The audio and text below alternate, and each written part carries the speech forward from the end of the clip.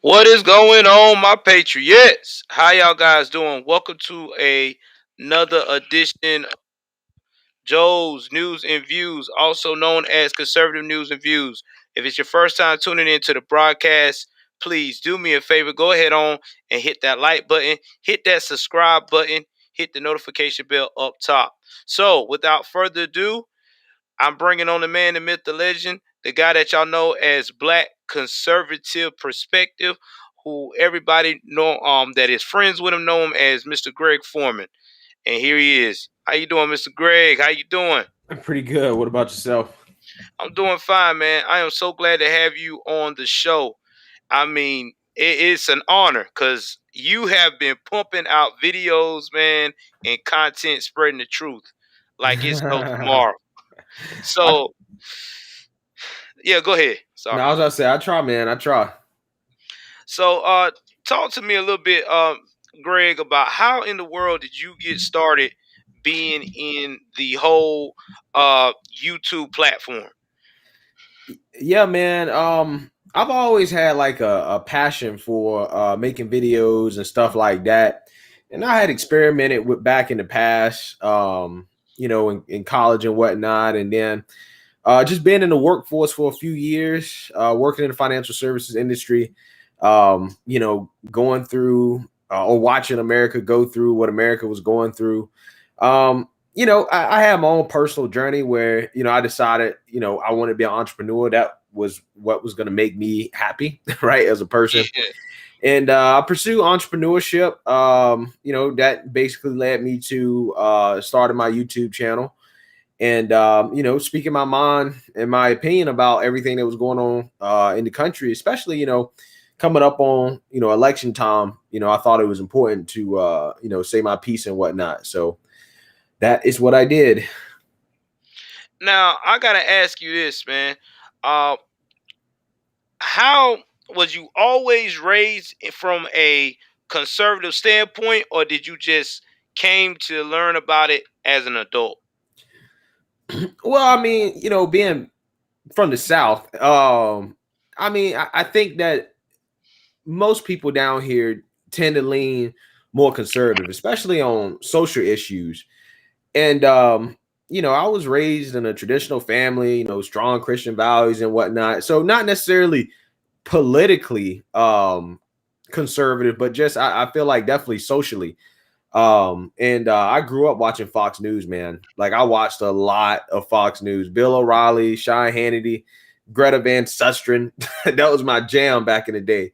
So I used to watch that real late at night. So I got exposed to conservative politics real early on in life. And I wasn't always as conservative as I am now, especially when I went to college. But it's one of those things that I've come back to, especially getting in the workforce and experiencing real life. It's one of those things that made me more conservative, or as conservative as I was back when I was younger and really watching a lot of conservative media. Yeah, me myself. One thing I can say is that I didn't turn conservative until actually uh, yeah, about a year ago. That's when I turned conservative, and I actually started searching for conservative of content, black content, creators, because at the time I was trying to figure out how this whole conservative thing worked, and that's when I discovered you, Jericho Green, Anthony Bryan Logan, all y'all guys came up when I put black conservative. All y'all guys, popped up, and everything else. Now, when it comes to you making your content, has there been any time where you put out something where you actually was like, man, I don't think it's gonna go viral, and it actually just went viral with spreading your message? So I think the first video that really went viral, um, I was up late and I think I just finished making a video, and this was back when my setup was definitely not as good as this when I first started. And it was the first NFL game of the season. I think it was like the Chiefs versus somebody. I don't remember the team, but apparently, everybody was waiting to see if they would kneel for the national anthem. And obviously they did, right? The NFL was woke. So they did. And I just like, I'm gonna make a video before I go to bed. And I made a video. Something just my gut feeling just said, just make the video. So I made the video, uh, went to bed, woke up in the morning. I think it had 8,000 views. And this was when I only had probably about 500 subs ish. And it had 8,000 views in the morning. And then from that video on, is that basically led me to where I'm in right now, honestly. Now, here's the thing that a lot of people don't understand on YouTube, and I'm starting to learn that too, is that a lot of people want to know how, I guess, like me, you guys, and all that build a platform. I know YouTube have videos talking about, put these keywords in and that keywords in, but I really think if you network on your social media, like your Twitters, your Parlors and your Facebook, I really think that also helps with your videos too. Because if people like your content, they will share it. I don't know what that's about, but they'll definitely share it. Yeah. So this is at least my interpretation of that. People, I think, ask me a lot, about, how do you grow and whatnot. I think it really just comes down to two things. I think it comes down to consistency. I think that's the first thing. And then two, quality. And it can be interchangeable based off what you're doing. Okay. If you're making videos about news, then you have a clock, right? In which you have to get out that news in a certain amount of time, or else that news is going to be irrelevant because our news cycle moves so fast. Okay. After 48 hours, a story is irrelevant. If you're talking about something after 48 hours, you've missed the boat. You know what I'm saying? And Hmm. that's something that, again, I realized early on. That's why I make videos every single day, and I try to cover as much topics as I can without necessarily losing quality, not having it be terrible quality or anything like that. And the reason why is because I know that the key is to feed the algorithm, because as conservatives, we're already being suppressed to a certain extent in the algorithm. So you really just got to do everything that you can to get as many advantages as you can in regards to putting your content out there. And I think, eventually, if you cover the right subject, right, and the video is on point in terms of what you're saying and your opinion, all it takes is one, right? Once one Hmm. video goes viral, I think for the most part, you're Gucci. Okay. It essentially, if you're still being consistent, you sticking to the message.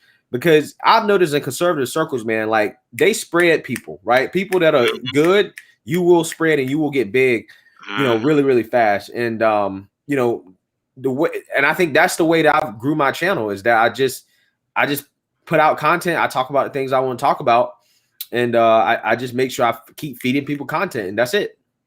Now, because me and you, we so current on events, and we basically think a lot alike, which that's why a lot of reason why I always look up to you, or compare what you've already researched, and I might go back and say, well, let me make sure it's like, because we don't, as conservatives, especially content creators, people don't understand. We try not to sound alike. We try to sound different from each Yeah, other, because people quick to get in their fields and be like, okay, you're taking a part of my style. You're not giving me credit. One thing I can I actually, got something to say about that when you finish your thought. Go ahead. yeah, but one thing I can actually say is I feel like that if you do take something from someone on any type of platform, especially YouTube, you should shout them out. I know a lot of people don't do that. I've seen a lot of content creators since I've been doing what I'm doing that have taken my stuff, ain't even shout me out, just take it. I'm like, wow, okay. Yeah. So my comments on that, because I've been into this whole Tommy Sotomayor versus Kevin Samuels thing in my spare time, because that's like some OG stuff. Well, I'm just like, okay, this man was going hard against Kevin Samuels. Okay. and he was like, "Oh, Samuel's stealing my content. He's stealing my content. He's stealing my style." It reminds me of when Soldier Boy was talking about Amigos. Is like, "Oh, you Mhm. stealing my song. You stealing my whole flow, man." And I'm like, dude, listen. When you're in commentary, when you're in anything that requires creativity, that requires art, right? They say great artists don't create; they steal. You see what I'm saying? Mhm. So you have to steal what works best from other people and make it your Mhm. own. Yep. Okay. And that's really the key, in my opinion. I mean, I ain't gonna lie to you, man. I go, if I'm thinking about what topics to cover today, I'm like, all right, what did ABL talking about? Because ABL has a good sense Yeah. for topics that go viral. Yes, And he I does. can I can gauge from his views and what he gets on in terms of his videos whether or not a topic is worth covering. If I'm on the edge about talking about it, you know what I'm saying? If he talks about it, I'm like, all right, ABL talked about it. I can talk about it. It got him in the views. And you take things away from that. Okay. It's not stealing his it's not stealing his content. Because again, it's these are all topics that we're free to talk about. It's just learning from others, right? Learning from others who either do something better than you or do something different than you and taking it and making it your own. And that's really what Mhm. it comes down to. Yeah, and that is correct, and I think that's what a lot of people as well have to understand. You know, like Kevin. Was speaking of Kevin Samuel and Tommy Sotomayor. I mean, Tommy got to understand something. Everybody have their time in the sun, and then you're gonna slow down. He's already cemented. He's got his fans. He's Yeah. gonna have his loyal people. I mean, it's time for someone else to shine. It's YouTube. There's enough room for everyone to shine. I mean, that's like me getting upset with you, Greg, because you covered a story before I did. Oh my God, you stole my story. And then, I'm getting in my feels and stuff. And then I go on a freaking 2 hour rant about how I don't like black conservative perspective, which I Yeah. think is high schoolish. And in a lot of ways, it's immature. Yeah. No, I do agree with you to a certain extent. I think it's one of those things, man, where it's like, again, it's great artists still, right? I mean, that's just what it is. You like the thing is that, I'm talking about this with you because I don't have that many people to talk about this specific subject with. So I hope you don't mind if we No, talk go about ahead. this on your stream because Bro, you I are want to get good. into this. I want to get You into good. this because I have talked about this with a lot of people. The thing is, man, I'm like, Tommy Sotomayor, he's like, oh, I'm not jealous. I don't hate Kevin Samuels or whatever. He just stealing my stuff. He ain't giving me no credit, blah, blah, blah. But I'm like, dude, you've literally spent 24 hours talking about this man. And not even just talking about, you know, the content. You're questioning the man's sexuality. Okay. Like, Exactly. you going for some stuff that ain't got nothing to do with the actual content, what you actually have the actual beef. And he's saying, well, he's, muddying up the message because of his sexuality and stuff like that. And listen, man, I get it. We don't have to agree with everybody's lifestyle. But at Exactly. the same time, it sounds to me like you're a little salty. It sounds to me Hmm. like you salty because he took what you did, right? And don't get me wrong, I like Tommy Sotomayor. Like his stuff is I like him funny too. and I think it's he keep it comedy. yeah, he keep it real. But that only can reach a certain audience, right? You have to tone down. Kevin Samuels toned that down and he put it in a way that was presentable to a more broader audience that was actually going to listen. And Hmm. he can't be mad about that Tommy Sotomayor has perfected his style. I mean, sorry, that Kevin Samuels perfected his style. You can't be mad about that, man. And that's what I'm Nope. saying. Like, it goes back to what you was talking about in terms of, conservative media and whatnot. I can't be mad if ABL beat me to a topic. The only thing I got to do, I just got to outwork him. I already know Hmm. ABL's schedule, right? I know when he released video. He released videos about 12, 1 o'clock. So I'm like, okay, if there's a hot topic, I'm gonna get to it either the day before or I'm gonna get to Hmm. it the morning of. Hmm. You gotta be willing to work when other people are not working. You have to compete Yeah. with each other. And instead of hating, you should compete. Because if you're Exactly. both competing, then you're both gonna eat, right? You're both gonna Exactly. eat. That's the way I look at it. And I tell people this, and this is where I think a lot of YouTubers, and especially and is as black conservatives now, I'm starting to see it a lot. Be like I'll give you for instance, that Lucas kid, Yeah. or whatever his name is. He was so conservative until him and Officer Tatum got into it. Then all of a sudden, after Officer Tatum basically spanked him, you know in a debate, he just went all okay. Now I'm a SJW on steroids, and it's like, bro, you still lost all those followers because you didn't maintain topic. It's okay for you and Officer Tatum not to agree. It's okay to get in a debate with another conservative and lose. It's okay. Like Yeah, I already know my strengths in debate. I yeah. know that if I debate you, Greg, on finances, you're gonna murder me. That's your department. You know what I'm saying? If I try to debate Anthony Brian Logan on the history of conservatism, he's going to murder me.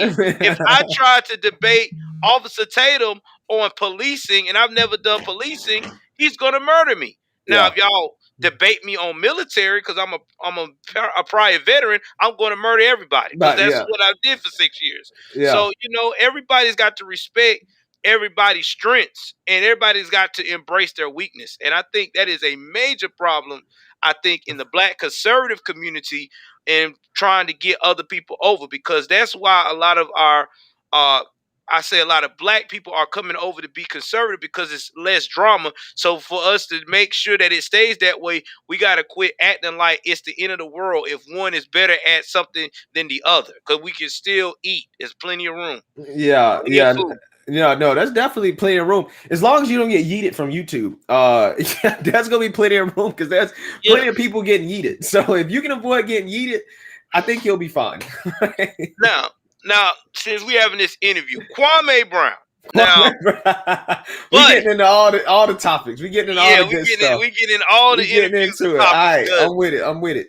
So tell me your thoughts about Kwame Brown setting the mainstream media straight. Do you think that mainstream media now, because of Kwame Brown, is on life support? I need to get your opinion on this. They're not on life support, but they're definitely exposed to a certain extent. And the Mm-hmm. thing about Kwame Brown is that I know exactly where he's getting like the things that he say. Like, he's listening to the OGs, right? He's getting it from the Tommy Sotomayor's. I'm not sure if you're familiar with Chronicles of Judah 144. No, I have not heard of him, but I got to check him out now. Yeah, he does most of his stuff on Patreon now, but he talked about sports a lot, and he talks a lot about the whole, like, he's not necessarily a Republican or anything like that, super political. He just has more conservative viewpoints without stating that he's actually conservative. But anyways, Kwame Brown gets a lot of things he say. You can tell he's been listening to those people, right? When when he started to come out and really talk about what's the dude name? Becky with the good hair. What's the Oh, dude you name? talking Matt No, Barnes? yeah, Matt Barnes. We came out the Matt Barnes, and he came out the Steven Jackson. And the things he was saying in terms of, oh, you need to pull your pants up, like you run around here acting like a gangster, you know what I'm saying? You act like a child, like, you know what I'm saying? But you're trying to be woke, Black Lives Matter, but gang banging at the same time. What? And then going after Becky with the good hair for his little run-in with Derek Fisher and his wife, which is so funny.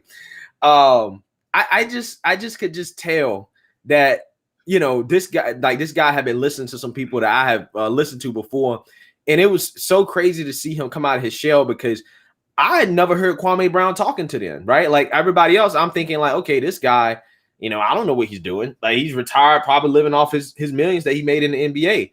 And for him to come out and to start going after those two, and then the Breakfast Club try to pick up on it, and when they try to pick up on it, and Charlamagne said those comments about his family and whatnot, and trying to imply that he's a dangerous man, Kwame going off on him, I think that really just set the media on notice that nobody's safe. I mean, he was going after Watkins today, Boyce Watkins, on his stream. So at this point, if you talk about Kwame, you might want to be careful.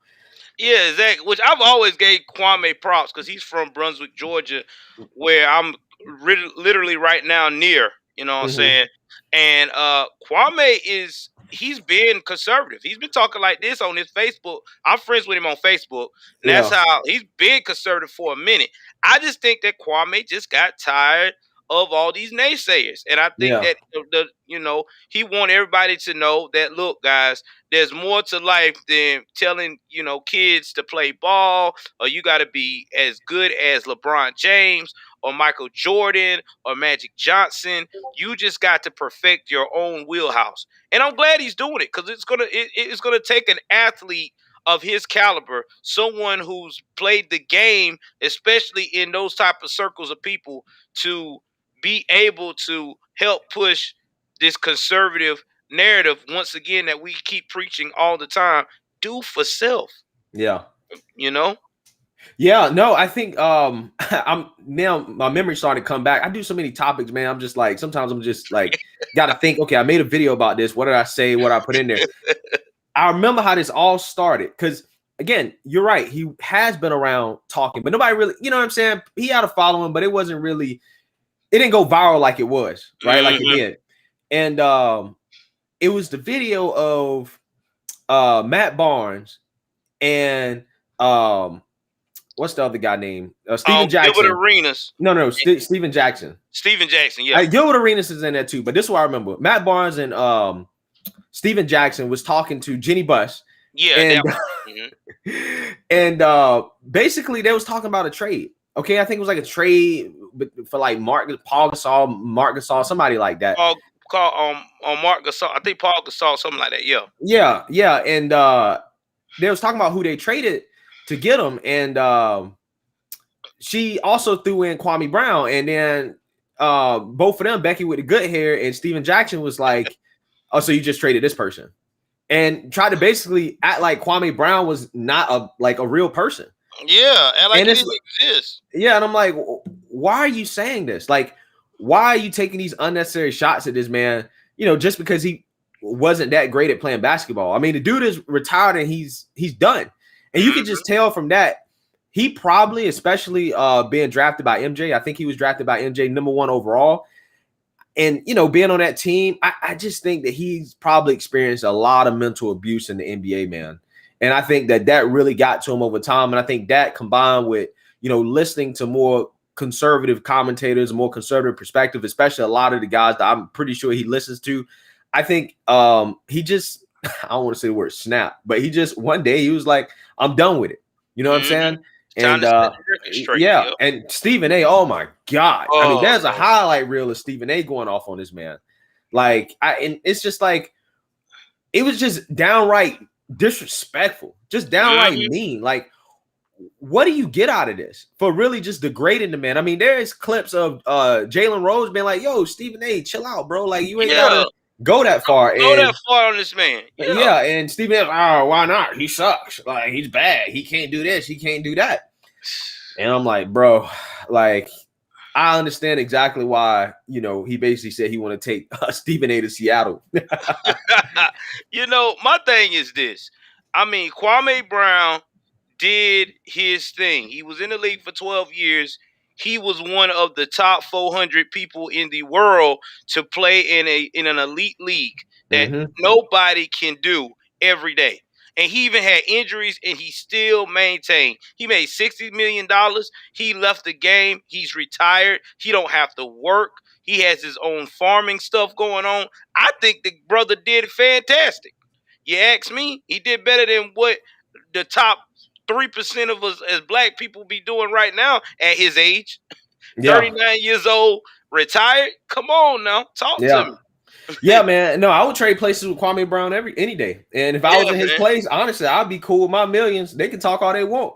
I'm still rich. Like, that's the way I would look at it. So I mean, you're right. No, I mean, they talk down on the man like he's terrible at basketball, and it's like, bro, we gotta have some perspective here, right? Okay, relatively to everybody else in the NBA, yeah, he wasn't that great, but he still was a great basketball player overall. Like he was drafted #1 overall at like 18 years old. So the dude is obviously good at basketball, and to act like he can't play at all or do anything at all, even though he stayed in the league for I think at least 10 years, right? You don't stay in the league for 10 years if you're as bad as they say he is. He just didn't live up to the expectations of being the first overall pick, and that's fine. That's okay. Look at Greg Oden, right? He's not in the league. I mean, there's a lot of players that drafted high that end up being bust, right? Kwame Brown at least had a lengthy career to a certain extent. Yeah. Okay. And he played, he got on the court, right? So, Yeah. hey, at the end of the day, man, I like what Kwame's doing. I think that he has a great message, but I do think that Whitlock is right. Jason Whitlock is right in terms of how he probably should tone it down a little bit. Even though, hey, him keeping it real and being as uncut as he is, that is what attracts people to the platform. Yeah. But I think Boyce Watkins was talking about how if Kwame keep doing that, YouTube or some other platform could deplatform him and whatnot. And I actually do agree with Boyce on that. I think that is good advice. You got to keep in mind when you're on these platforms that even though it is your channel, it's still owned by Google. You know what I'm saying?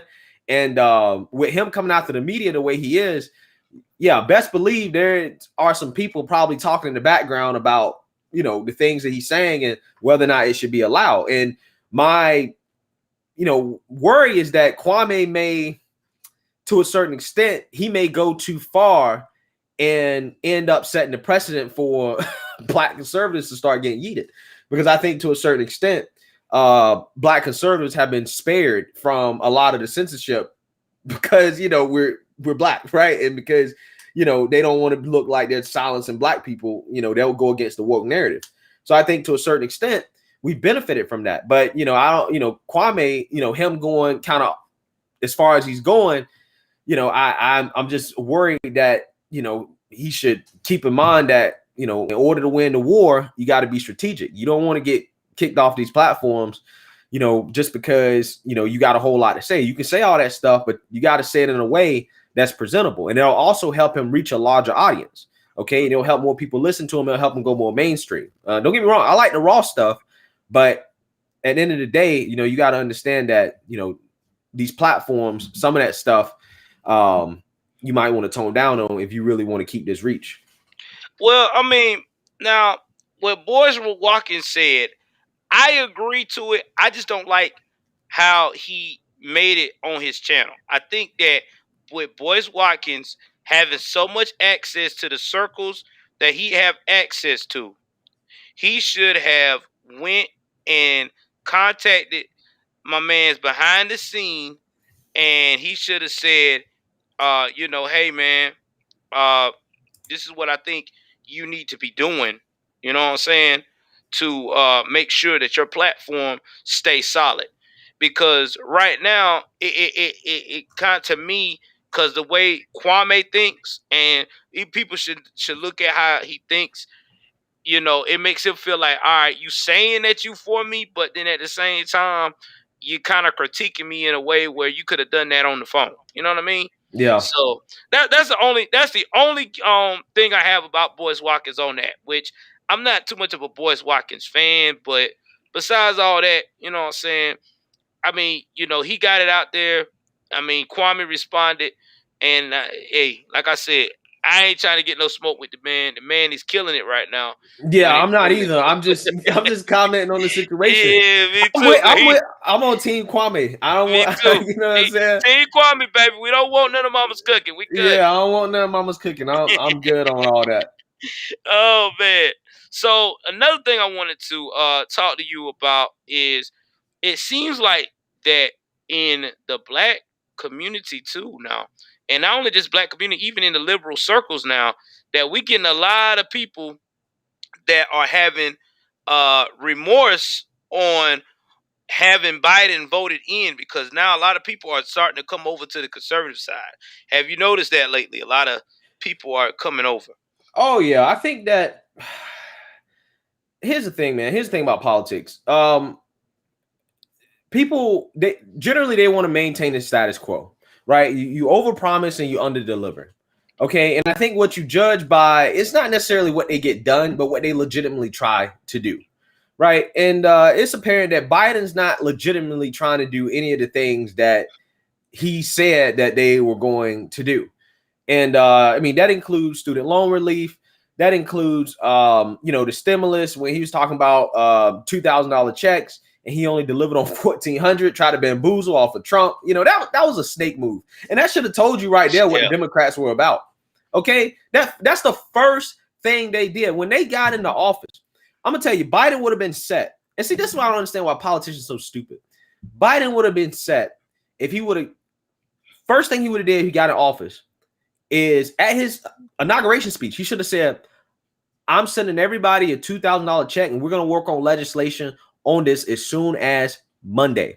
If he would have executed on that one thing, everything he's doing right now probably wouldn't matter when it comes to, I would say, his overall perception. And the reason why is because that would have been his first promise, right? Or the promise, that his biggest promise, and he would have executed on it and did exactly what he said he was going to do. And I think that would have really set his administration up where a lot of people could overlook a lot of the things that's going on right now.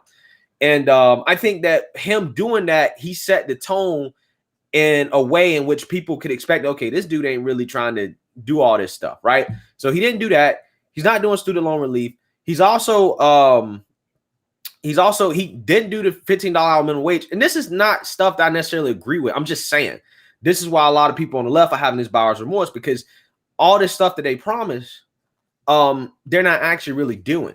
Okay. And it's become apparent to me they're not really even trying to do it. Right.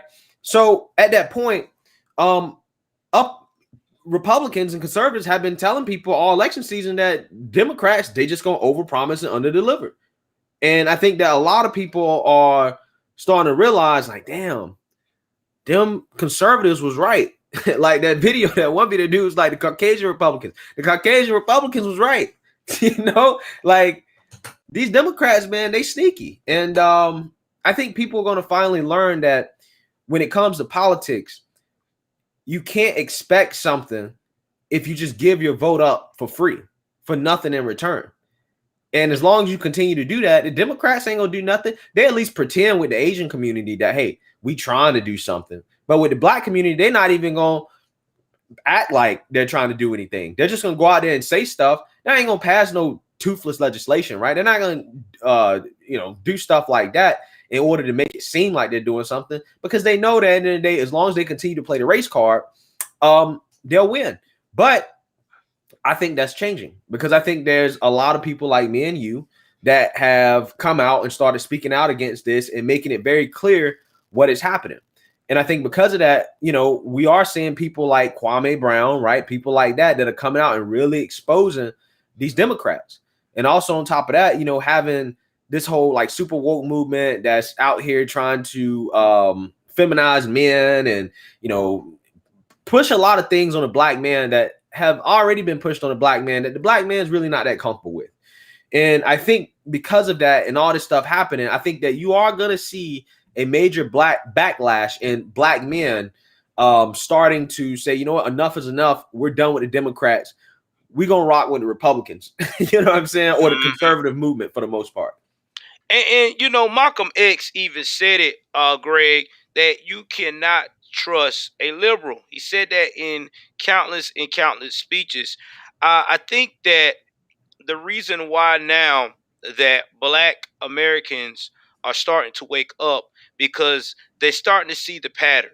You make me a promise, I vote you in, but then you let me down for the first 3 years. But when it gets the first 2.5 years, but when it gets close to that third year, all of a sudden you're coming on my platform, you're coming in my communities all of a sudden saying, I'm here, I love you, I care for you, I want to be there for you. And then yet you do the opposite every time. And oh yeah, you give me a little money at first to shut me up. Yeah. And not only you give me money, but you also lower my expectations as a person to succeed in America. Yeah. And I think that's another thing that black Americans are getting tired of. They're getting tired of being cuddled. They're getting tired of being told that there are everything that we see in these rap videos that is not true. They're trying to tell everybody, I'm a person. I go to work like you. I want an American dream like you. Enough is enough. I'm rolling with the people that are embracing that concept, and we're holding on tight. And I'm glad that it's happening. I really am. Yeah, no, I 100% agree with you, man. I 100% agree with you on that. I think that the victimhood narrative, I think a lot of black men have, rejected that narrative for various reasons. We want to take back control of our households. You know what I'm saying? Raise our sons. We want to defeat this narrative that, black people are incapable and that black men are ain't shit, basically, right? Like, Mhm. that's just kind of how it goes. And, the way to do that is embracing conservative values, is embracing, traditional gender roles and things like that, right? Like not embracing a lot of the things that are coming from the left, because the things that are coming from the left are the reasons why we're in this situation in the first place. Okay. So at this point, I'm glad to see this movement. I just think that, moving forward, I think it's going to be incumbent on the conservative movement to keep, the more diverse perspectives that have come into the movement. And another thing too, Greg, I think that, like I was telling my wife when we were sitting down and talking to as well, that at the same time history repeats itself. There was a time that black families and Spanish families, all of us were at the 60 percentile of fathers. Oh well, excuse me. Let me rephrase that. In the 70 percentile of fathers in the homes at one point. I think it was like in the mid 50s. Yeah, in the early 50s and late 40s, about 60 to 70, 65 to 70 something percent when I was looking at the charts of all people were in the home. Fathers were in the home. Now you fast forward now, especially in the black community, 74% of mothers are single mothers. You Yeah. know what I mean? And we got so many young men out here who do not know how to control their emotions. You know, the one thing I tell people, there's a difference between an alpha male and a beta male. A beta male don't know how to control his emotions. An alpha male knows how to sit there and analyze the situation and know when to react and when to say, I'm going to leave well enough alone. Yeah. Yeah. I mean, well, this is Yep. what happens when, our sons are being raised by women, to be quite honest with you. Hmm. I mean, this is just kind of what it leads to. So, with that being said, I mean, I do think that this whole movement in terms of black males standing up is the first step. It really is to bettering the community and taking some responsibility. And I'm glad to be a part of it. Yeah, I am too. And like I said before, I'm glad that I saw the light because I'm telling you, man, about a year and a half ago, your boy was acting super woke. I was on this whole, oh my God, I'm oppressed. I'm this and I'm that. Oh, And really? yeah, man, a year and a half ago, oh man, I was messed up, man. Why And was then you? Why was you so woke? because all my life, coming from the projects, bro, you always was programmed that the white man was the enemy. You know what I'm saying? That you can't fend for yourself. You always gotta watch your back and stuff like that. What really started making me change my mind from all of this when I went in the military. And I was in the military. I still had a faith in God. I still believe in some of the stuff that my mother and my grandmother has instilled in me.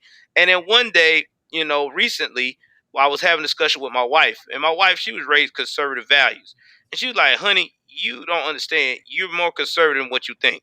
No, I'm not. No, I'm not. And then so one day, I seen what happened to the young boy in North Carolina. I think it was Cannon Hennon. I think Yeah. that's the young man name.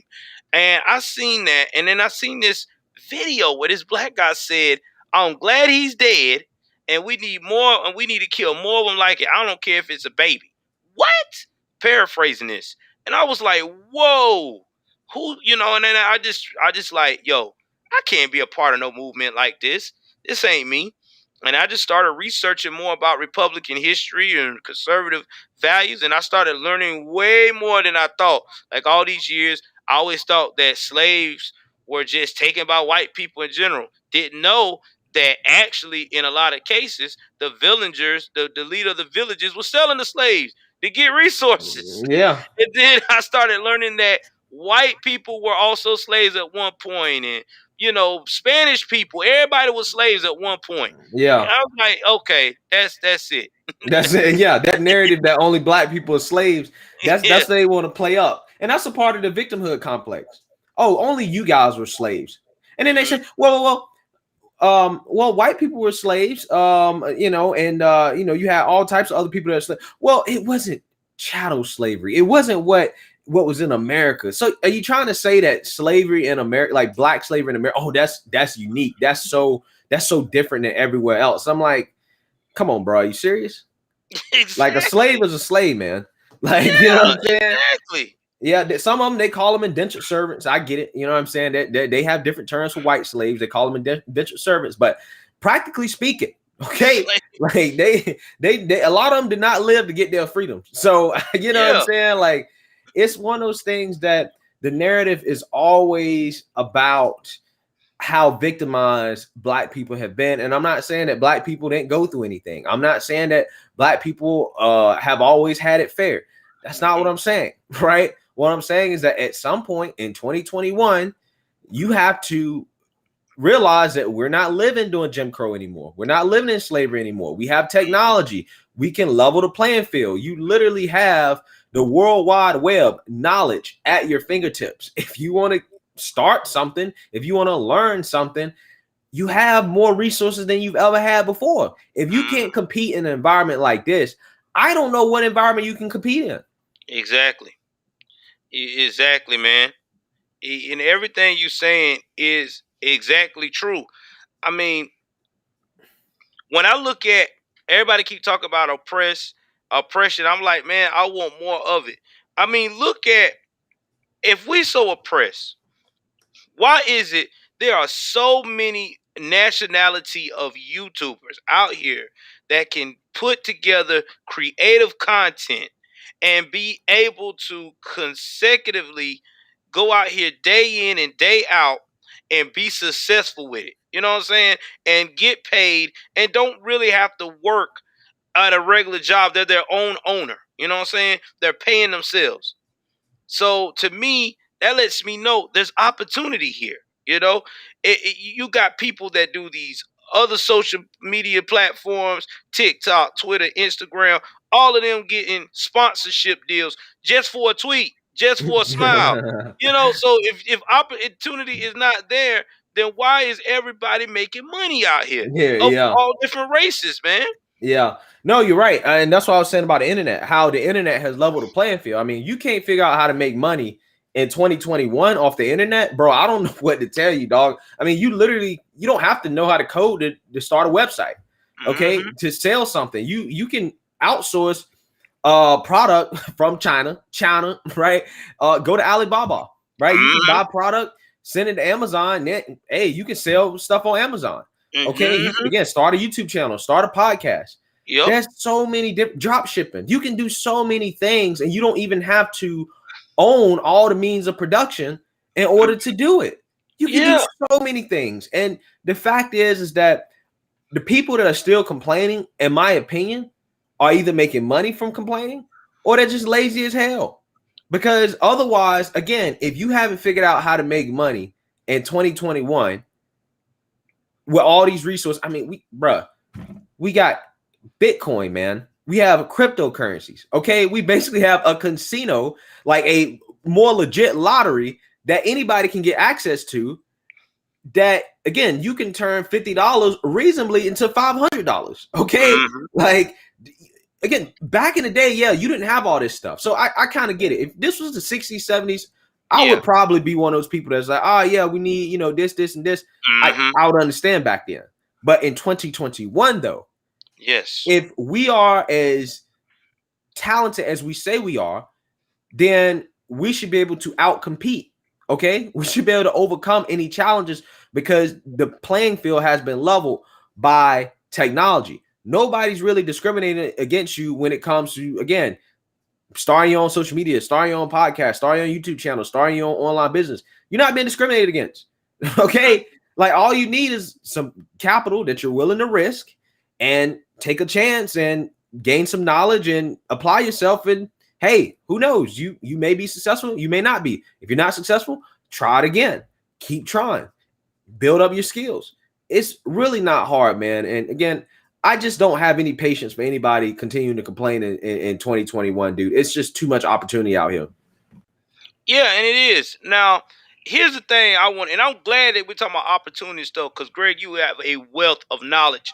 Uh, let's talk about Atlanta. So you know that right now, Keisha Bottoms is not going to rerun for mayor. I know you talked about it too, but you also know that the prominent neighborhood of Atlanta, Buckhead, is currently right now experiencing a mess. I mean, when I talk about a mess, I'm talking about a crazy mess worth of violence right now. Akon got the rapper Akon got his SUV stolen, his car stolen while pumping gas in Mm. Buckhead. So, do you think that they will finally listen to the residents of Atlanta and maybe try to do what they can to save face by putting more police, recruit police officers now on ground since they're gonna get Keisha Bottoms out of there? Like she's removing herself, she's not rerunning. Get her bottoms out of there. But yeah, man. No. If these are black millionaires, right? And money talks, no matter what the Mm-hmm. race is. If black millionaires are experiencing this issue, oh, trust me, they're gonna put more police on the ground. You know what I'm saying? And Mm-hmm. the problem I think will get solved. But I was just looking. I think Black Lives Matter, the support for Black Lives Matter, I think is a lot lower than it was last year. Put it that way. Mm-hmm. I was gonna do a video on it, but I didn't really look into the story that much. And I think the reason why you're seeing um, this movement lose a lot of acceptance is because of this whole narrative against police officers being so evil and everybody knowing with common sense, like if you take police out of these communities that have these thugs and these criminals and all this violence, of course you're going to let these people run wild, and the people that are going to suffer from it are those that are actually in the communities, that live in those communities, that are innocent bystanders. And I think that these people in these communities, they may not say it out loud, but they may understand that, okay, I got two options. I can deal with the police, in which statistically speaking is very, very unlikely for me to actually have any type of real brutality incident with a police officer, right? Despite what the media wants to tell you. Or I can deal with the thugs and the criminals. I think most people are going to want to deal with the police rather than the thugs and the criminals. And I think because of that, they may not say it out loud, but I think the whole defund the police narrative, I think a lot of people are not looking at that in a positive light right now. A lot of people are looking at that and questioning that and saying, is this something that we really want? Yeah, man. And not only that, too, uh, you know, there was a black lady that was on the newscast around here a couple weeks ago. She was screaming, "We need the police! We need the police! We need the police! We're surrounded by crime. We need help." And it made me felt bad to see this lady, crying for help. And I think that this is now starting to show everyone that this is not a good idea. And it's not only Atlanta. I mean, Minneapolis has experienced carjacking through the roof, but they can't get any police officers to recruit because of what happened with George Floyd. And not to mention, too, they have a full black city council, a black mayor who still say they want more police, but they still on the woke movement. Yeah, well, it's a balance, right? They're trying to balance it. They know deep down what the issue is and that they don't want to defund the police, but you can't upset the woke revolutionaries, okay? Because they're loud and they're probably in the minority, but I can't tell, man. A lot of these kids are super woke in high school, right? So, at this point, I think it is a balancing act for some of these people. And that's why I said, there's a lot of black men come into the conservative movement because they realize, like, I don't know about this. This don't seem like something that we can job with. So, and I wouldn't be surprised to see, especially come 2022, Democrats are probably going to be suffering a lot from some of the violent crimes and some of the extreme rhetoric coming from the left. And the media is not talking about it enough. They really should be talking about crime and how this uptick in crime kind of goes against, so it's direct evidence that this defund police thing is probably not a good idea. Now, Greg, now here's one more thing. I know that I told you I keep it under an hour. I'm trying to No, cover. you got we can do, let's do 15, 20 more because we got up here late. Yeah, okay, that's cool. That's good. That get more people in because we getting people trickling in like crazy now. Uh, I want to get your stance on what's going on with the whole sports thing in the U.S. of A., especially NBA. Somebody has said that I read a paper that the PGA Golf had more viewers than the NBA playoffs right now. They said that is the first ever in history in a long time that the PGA ever beat a major sport like that while they had an event going on. And a lot of people are starting to say that they think that the NBA, if they don't change soon, they may be playing over in China for good. I mean, what are your thoughts about that? Yeah, probably. I mean, listen, the NBA and NFL to a certain extent, but the NFL was smart enough to realize, like, okay, we don't want to go that far. They gotta realize, man, you don't bite the hand that feeds you, right? When it comes to these black athletes, again, we're being led by emotional people who don't think with their head. You have a lot of people going out there telling them, hey, you need to kneel for the national anthem. You need to show your support and solidarity with Black Lives Matter. Not realizing that the most effective change that you can have in your community is through money, right? And when you go out there and you protest on national anthem, okay, whether right or wrong, okay, well, it doesn't matter. What matters is that the people that are your fans that sign your paycheck, basically that send you money, they're offended, right? Whether you agree with it or not, they're offended. And if they get offended, then they will stop watching your sport, okay? And the NFL realized this. That's why last season they was like, okay, we'll do it the first game to show that we woke. Then after that, they backtrack, right? They really toned it down for a reason. Now the NBA, on the other hand, they decided last year to just go full woke for the whole season, keep Black Lives Matter on the court, have their king LeBron James go out there and say the wokest stuff, not put a muzzle on him. And I think that really, really, really hurt the NBA. And also their relationship with China also hurt the NBA, especially considering how the NBA was so loud about this, but they don't talk about any of the things that go on in China. And I think a lot of people, a lot of fans that watch NBA games, a lot of them being conservative, was like, nah, I can't get behind this. I can't get behind this. I can't have you sit here and tell me that I'm a bad person, okay, and disrespect the anthem, while at the same time, you're in bed with China and you're not saying anything to them about the messed up things they're doing over there, which is hundreds of times more messed up. It's not even a comparison to what we're complaining about over here. Okay. And I think a lot of people saw that. And again, a lot of this on LeBron James. And also, you know, with him coming out, the accountability tweet on that police officer, that was bad. That might have been one of the worst mistakes LeBron James has made in his whole career, right? In regards to his image, in regards to the stuff that he puts out on social media. I think that really put the nail in the coffin for a lot of people in regards to how they perceive the whole movement and these players and how they feel about social justice. A lot of them are starting to realize that these players are not really thinking. They're just reacting. And LeBron James is a person that's not thinking. He's just going out there trying to basically be a politician. He's a mouthpiece for the Democrat Party. That's what he is. And I think that in and of itself has led a lot of people to just completely be done with NBA. I don't think the NBA will be able to recover until LeBron James is gone. I really don't.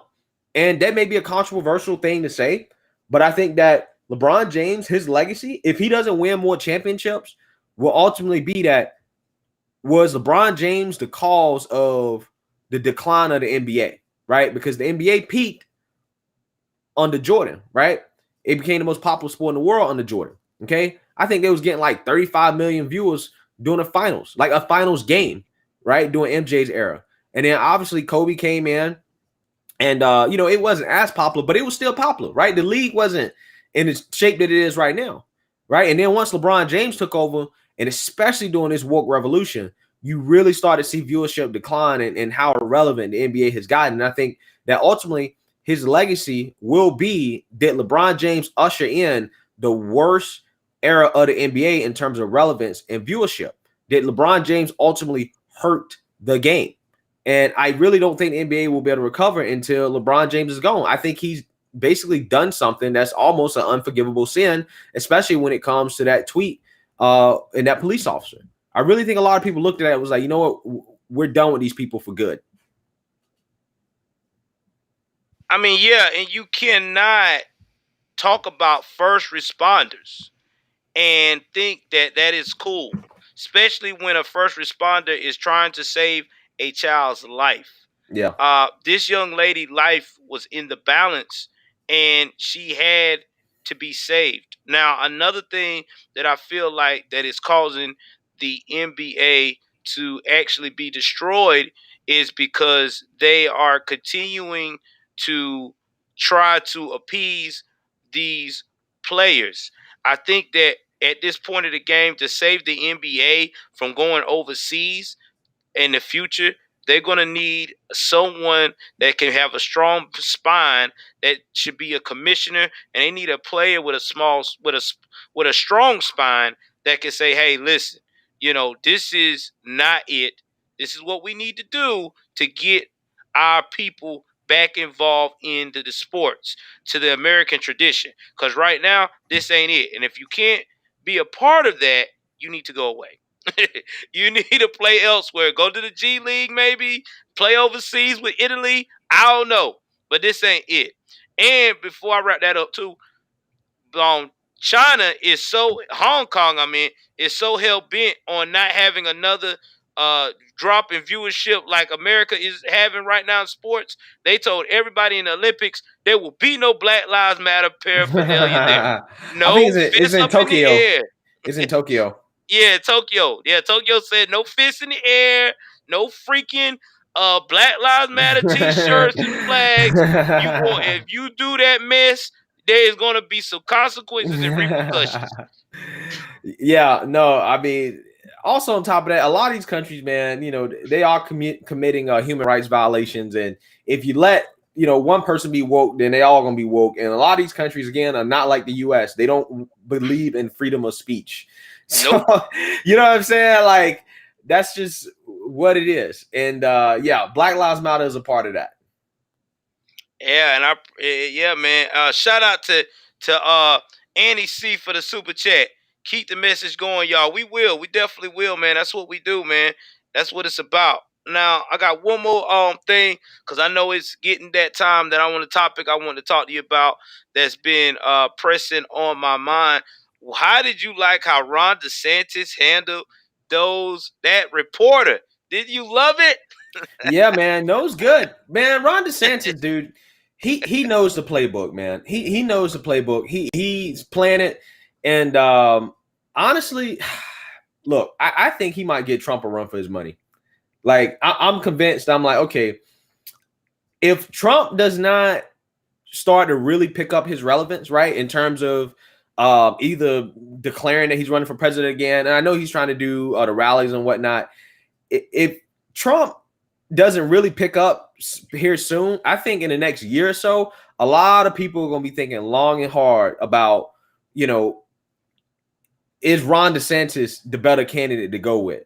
Yeah. For various reasons. And, that's not a shot against Trump or anything like that. That's just me saying that, listen, everybody has their time. Okay. Yeah. And sometimes, there's people that, like we was talking about earlier, there's people that come after you that take your message and take what you do and build upon what you do. And, hey, they could go to, rise to a different level. And that may be what happens with Ron DeSantis and Trump. I agree. Now, I'm going to ask you this, bro.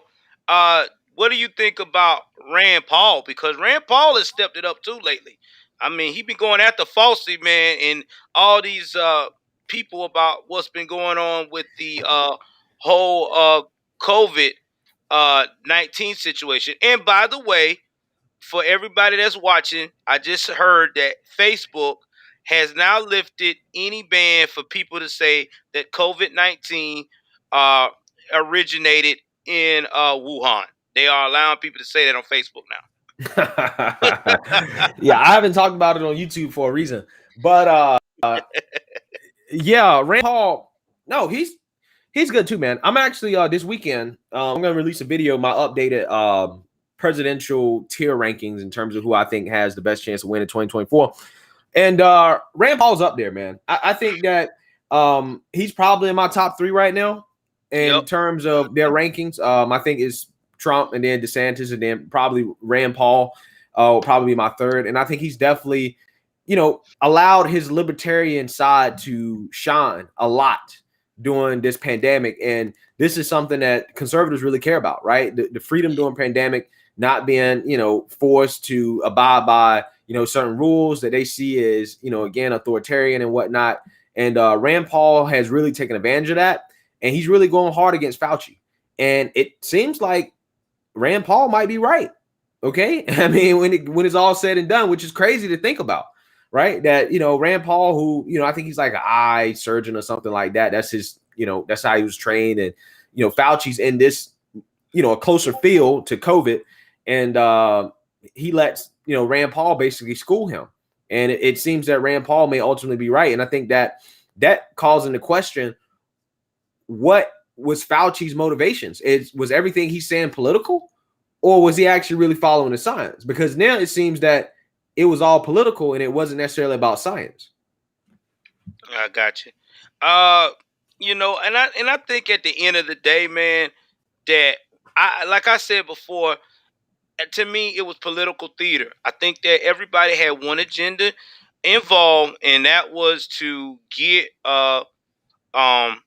President Trump out of the White House. And I think they wanted to create the most dire looking situation they could possibly think of. And they used people's heartstrings, people's fear, people's frustration to make it look like that the president at the time wasn't doing a good job. But when you look at what's going on now compared to what he surpassed a good job. He did an extremely well job. Oh, yeah. Over and above and beyond. I mean, you can't even describe it. Now, only thing that I'm just getting upset with the Biden administration is that they're trying to take they're trying to take credit for what he has already put the groundwork on. And it's sad because we have a lot of these people that are liberal minded that are believing it. Because when I even talk to my family members, I had to get my mom straight. I had to make her go on Google. Because my mom is a super hard liberal. Yeah. And she tried to tell me that no, Biden is the one that corrected this virus. He the one that got all these people to get vaccinated at a high rate. I'm like, Mom, no, it's not. I said, I'm going to tell you what, Mama. Google Trump and when he did the first virus setup back in December. And she checked it out, and she's like, oh, yeah, Mom, you didn't see that, did you? They didn't tell you that, did you? I didn't know. Yeah. Here's the thing. We have to, as conservatives, I'm so serious about this. Mm-hmm. It's part of our fault, right? It's part of our fault why the narrative on the vaccines is the way it is. Okay. I gave Trump credit, and I've been saying this because I knew that this is how it was going to go, that Trump deserves credit for this vaccine, that conservatives should be embracing the vaccine in the sense that you don't be overtly against it. Okay. Don't be overtly against it, because if you want to get out of the pandemic, the key to getting it back is through the vaccine, whether people like that or not. That's just what it is. So I've always said that Trump deserved credit for the vaccine. Now, whether or not people want to take it, that's on them. But people should not be openly out here being against the vaccine, because then the liberals can turn around and say, well, why should you get credit for the vaccine if you guys are so against it? How can you be against the vaccine, but at the same time try to give Trump credit for the vaccine? You see what I'm saying? Like, I think that to a certain extent, it's our fault that Trump didn't get enough credit for the vaccine, because how some people feel about it. And I'm not vaccinated. So, I mean, hey, I haven't taken it. I'm just waiting. You know what I'm saying? Like, I don't really see the need to rush into it right now. You know what I'm saying? And that's just me personally. But, I'm not one of these people that's going out here and being super against it. I'm just one of those people, like, if you want to take it, take it. I don't agree with people forcing people to do it. But, hey, it is what it is. I'm not going to talk against it, because I know that it's ultimately, in regards to things going back to normal, that it's the key to going back to normal. That's just what it is. That's the reality of the situation. So, to a certain extent, I blasted Biden personally for trying to take credit for the vaccines. But I think that the conservative movement took an unnecessary L because you had so many people that was just outwardly against it when you don't need to be. Just if you don't want to take it, then do you. But you don't have to be, you know what I'm saying, out here so being so negative about it. I get it. It came really fast. Okay. I get people are, have some questions, and they have the right to have those questions. But at the same time, you got to recognize that it was done after Trump, and you can't really have your cake and eat it too, and talk down on the vaccine, but at the same time want Trump to get credit for it. I mean, that's why, like I said, from the beginning, I always congratulated Trump, and I said, listen, Trump's not doing as bad with COVID as people are making it out to be. Okay, Trump's trying to balance freedom. We're also trying to, keep people safe and, let states handle it the way they think that states should handle it. Okay, that's what he was trying to do. And at the end of the day, I'm not convinced that the Democrats would have done any better. I'm not convinced at all. Matter of fact, again, like I said, when Biden came into office, I think it was about 1 million vaccine shots a day. And Biden's goal was 100 million in 100 days. Biden was already beating that goal when he got into office, the first day he got in office. And he did not even raise his own expectations because I knew that, and he knows that there's nothing more that he could have done that Trump didn't already do. I'm gonna tell you something. If Trump did so bad, Biden would have at least raised the expectations a little bit. He said, let's do 150 or let's do 200 because you already had 1 million coming in. Mm-hmm. The fact that he didn't even raise the expectation tells me that they was all talk, and that they got in the offense. They was like, oh, okay, like we got a vaccine, like we got 1 million shots a day. This is a distribution plan. They also try to imply the man didn't have a distribution plan. And Fauci had to come out and be like, nah, that's not correct. You know what I'm saying? Like, so they try to put everything they can out there to try to, smear Trump when it came to COVID. But I don't think the conservative movement helped out Trump when it came to COVID, to be quite honest with you. Now I'm going to read this to y'all guys here. Thank you, Nathaniel, for the super chat. I am surprised that we haven't heard from the small black business owners who have been grounded under the heel because of COVID and crime increased. The orthodoxy too strong. It probably is. I think it's because people don't want to be wrong. So that's why we're not hearing from those type of people about that situation. And what you said, Greg, about the vaccine, you're right. I mean, we don't got to take it, but we should, kind of not be against it, like, I got to agree with you on that. It might not be our forte, but we still got to respect the man for the job he has done. I got one more question for you, and I'm going to wrap this up because I know you got things to do, my brother.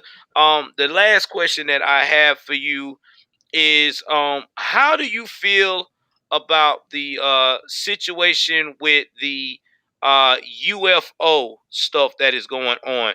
Because a lot of people are like really blown away that the UFO movement has been around here long for a while now. Like, it's coming out that this is not the first time. It's been going on now rapidly for the last 20 plus years. They just now decided to release. Do you think that we maybe might start to see that we may have other life forms that sooner or later may come to Earth? Or I love this question. I love this question. This is my favorite topic, man.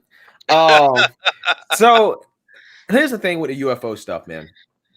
Look, I'm one of those people that I think it is apparent to me, just using logic here, that there is something going on. Okay. And what's going on is something that apparently the military does not want to talk about. And people keep saying that, the government is coming out with this now because it's a distraction and blah, blah. And people, it's clear that they don't actually really know the story. What's happening right now is only happening because you have people like Harry Reid, people like Jeremy Corbell, Luis Elizondo, Christopher Mellon, people who were actually in the government, okay, who were interested in this topic. that had either been involved or worked for what is it, the Advanced Aerial Threat Program, in which they were examining this stuff. And Luis Elizondo, who was the head of that program, he came out and basically got mad at the Pentagon because he was seeing all this stuff and nobody was doing anything about it. Nobody was taking it seriously. So he decided to become a whistleblower. Okay. And that's when you saw that New York Times story came out in 2017 that just kind of started this whole stuff. So this is not the government wanting to do this. Okay. You have people that are putting their name on this story that have a lot to lose. Okay. Right. Like you have Tucker Carlson, who was following this for a while. Right. You have Marco Rubio, who is basically at the forefront of that intelligence report that's coming out in June. Okay. There is a lot of people who have a lot to lose that have put their names on this topic. And when you understand that, then you understand that, okay, this is not something that the Pentagon or the military actually wants to talk about. It's coming out because it's being forced to come out. And because of that, I think that makes it a lot more credible, and that it's not just some distraction, because again, this is not something they want to talk about. And I think ultimately at the end of the day, if you understand, like, the whole UFO history and all that stuff, how long we've been seeing this stuff, if you've, heard some of the testimony from very credible people, this stuff has been going on since World War II. So when people try to tell me that, oh, well, it's just our secret technology. Okay, well, you would have to assume that we've had this technology for 60, 70, 80 years. That's what you would have to assume. Okay. Mm-hmm. And then you want to say, oh, well, it's China or it's Russia. So you mean to tell me that China and Russia, who, again, China hasn't really had even like any type of real drone stuff since, I mean, they just got that in the last 20 years, right? China has not Mm-hmm. always been that technological advance. Again, this was going on for 60, 70 years.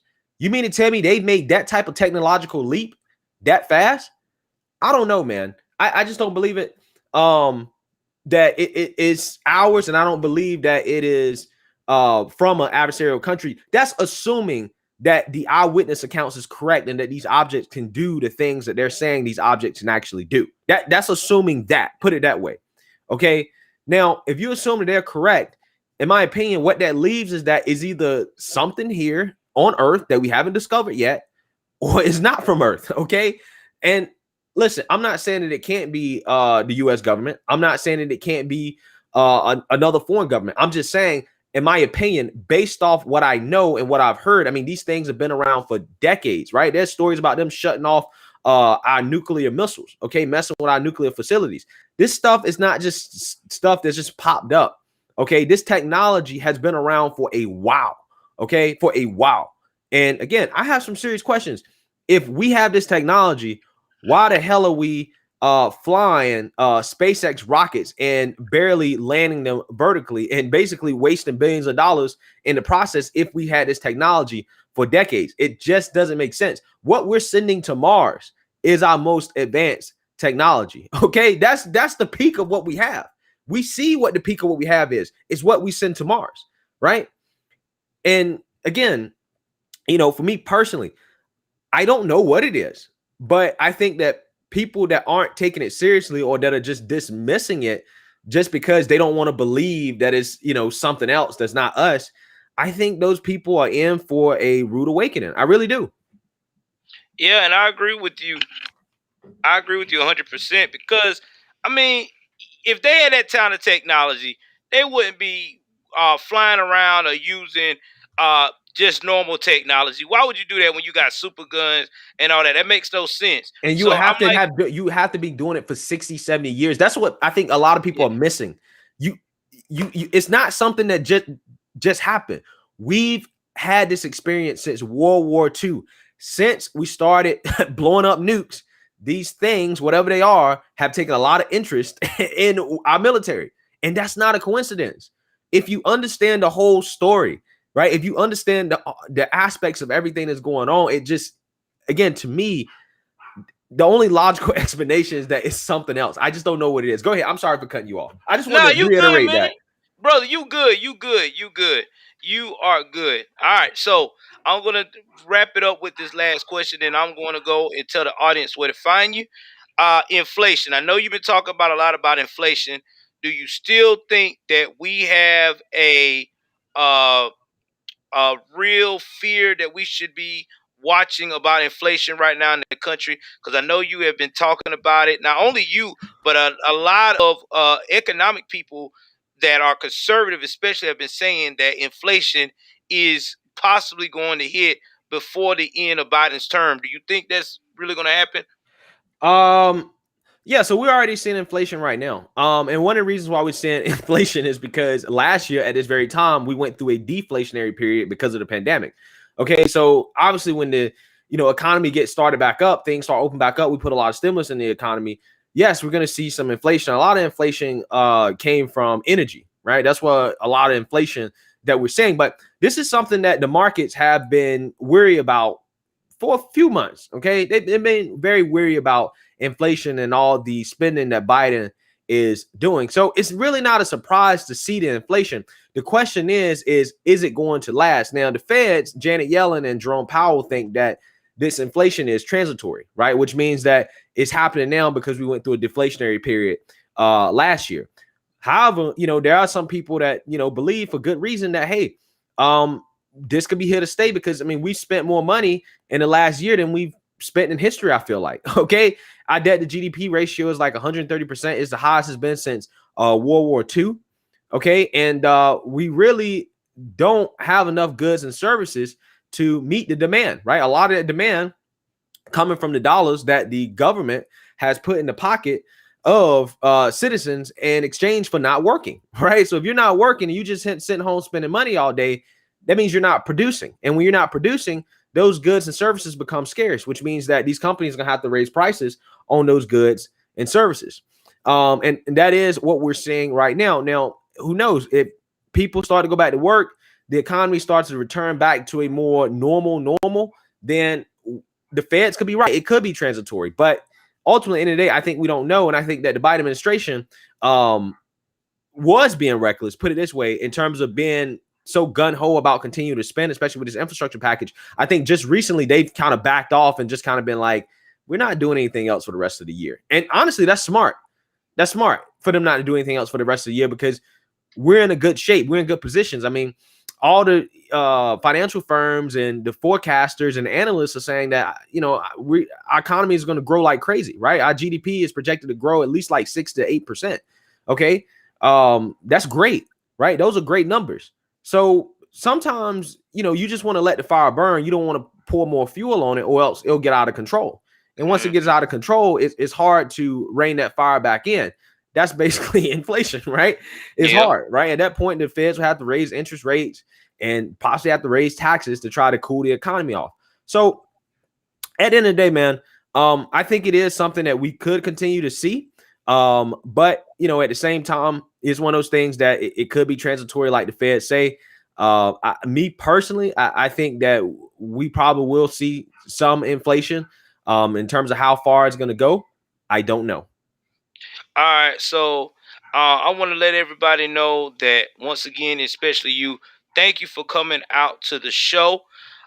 If y'all want to follow Greg, all you got to do is type in Black Conservative Perspective on YouTube, and he is there, right there.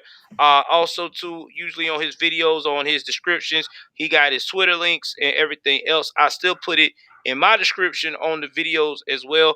Uh, the podcast where me and him just recorded recently, right now, I'll give him the link via Twitter, and he'll go and he'll share it with everybody on his page. There'll be some clips of this interview on his page that he'll put up sometime this week or maybe next week. I don't know, because I know Yeah, I'm this is a probably gonna busy put man. them up. I'm probably gonna put them up this weekend. I'm gonna go back through them, make sure I'm not saying anything that I'm not supposed to say, and then I'll probably put them up this weekend. Some of the good clips that we talked about. So yeah, man, no, you helped me out, right? When you reminded me about the interview and whatnot. I was, oh yeah, like this is a good opportunity for me to do it because I can clip some of it up, put it on my channel, have content. So I appreciate it, man. You did me a favor. I appreciate you too, brother. Cause like I said, and y'all listen, like I said before, I know y'all followed my bio thing. I talked about Greg. Uh, the Greg, this is the one I'm talking about, Black Conservative Perspective. He was the first guy to respond to me when I had 50 subscribers and gave me the game on what I needed to do to start building a platform. And I appreciate him for that. I had reached out to all these other so-called conservatives. There was even people that had 1,000 that didn't even want to talk to me. He was like, "Hey man, this is what you need to do. When you get yourself together, come back to me." And I appreciate it. And that's why I say before, this man is an all-star patriot. He's a man of his word. And he will be back on the show again. Maybe next time, maybe me, him, Hood Conservative, and the other people I brought on the show lately. We can Jericho Green. Maybe all of us can make a big super panel so we can all talk and laugh. And on my show, you can curse because I don't give a shit. That's just how I am. I got you, man.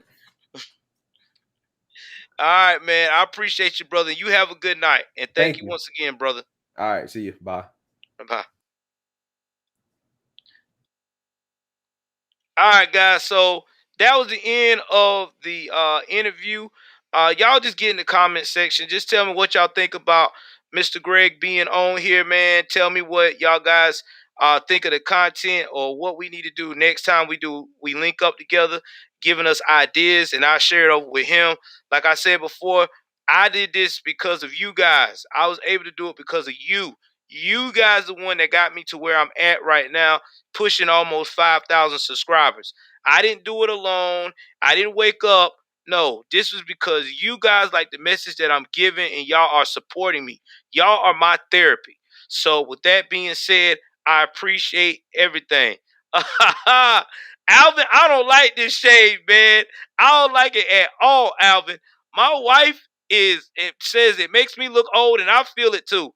I don't like it at all. I'm growing the beard back immediately. I ain't shaving this ball ever again. And also, I want to appreciate everybody for the super chat. Like I said, guys, I know y'all can't super chat all the time, and I know that because I'm still a growing channel. But every time that y'all do, every time that y'all sign up as a membership, I appreciate y'all, man. Because again, y'all are helping me further the message. Okay, y'all are helping me as a content creator to continue to drive myself to continue to grow, and I appreciate y'all for that. And that's why I have to tell you guys that I love you guys and I appreciate you. I make sure this show is up and prepared in the next 5 to 10 minutes. I make sure that I put it on my podcast, and I'll put my podcast in the community link on the community tab so y'all can start checking it out and get it. And also, I put it in the description for now on too. Well, I love you guys. Take care of yourself and each other. I am out. Oh yeah, Manosphere. Before I say I'm out, Manosphere. I was gonna do one tonight, but I've been streaming all day. So tomorrow, guys, in the morning, I will go on the Manosphere side, and we'll talk about some things that's going on. Uh, some. Oh, thank you, Russ. We're gonna start talking about what we have to do as parents. We're gonna start talking about real stuff as men, how to lead how to be an example for your children. I think a lot of young men out here who have children are not getting the concept of what being a good example is. And being a good example, it's got to start with you with inside.